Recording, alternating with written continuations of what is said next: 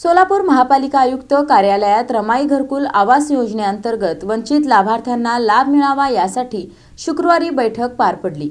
सोलापूर महानगरपालिका आयुक्त कार्यालयात रमाई घरकुल आवास योजनेअंतर्गत वंचित लाभार्थ्यांना लाभ मिळावा यासाठी शुक्रवारी 12 डिसेंबर रोजी महत्त्वाची बैठक पार पडली। या योजनेतील 7-12 उतार्याची सक्ती, प्रकरणांची दिरंगाई व प्रशासकीय विलंबामुळे लाभार्थींना मोठ्या अडचणींचा सामना करावा लागत असल्याचे या बैठकीत स्पष्ट झाले। विधानसभा उपाध्यक्ष अण्णा बनसोडे यांनी या विषयावर कठोर भूमिका घेत महापालिका अधिकाऱ्यांना जाब विचारला। शासनाचे 2.5 लाख रुपयांचे अनुदान लाभार्थ्यांपर्यंत पोहोचत नसेल तर त्याची जबाबदारी निश्चित करण्याचे निर्देश त्यांनी दिले। प्रलंबित प्रकरणांवर तातडीने निर्णय घेऊन योजना प्रभावीपणे राबवावी असे आदेशही त्यांनी दिले। राष्ट्रवादी काँग्रेस पार्टीचे प्रदेश उपाध्यक्ष आनंद चंदनशिवे यांनी योजनेतील जाचक अटी रद्द करण्याची मागणी केली। खासगी जागा व घोषित झोपडपट्ट्यांनाही घरकुल योजनेचा लाभ देण्यात यावा, तसेच 7-12 अट रद्द करावी असे त्यांनी स्पष्ट केले। बैठकीस महापालिका आयुक्त सचिन ओंबासे यांच्यासह समाज कल्याण व संबंधित विभागांचे अधिकारी उपस्थित होते।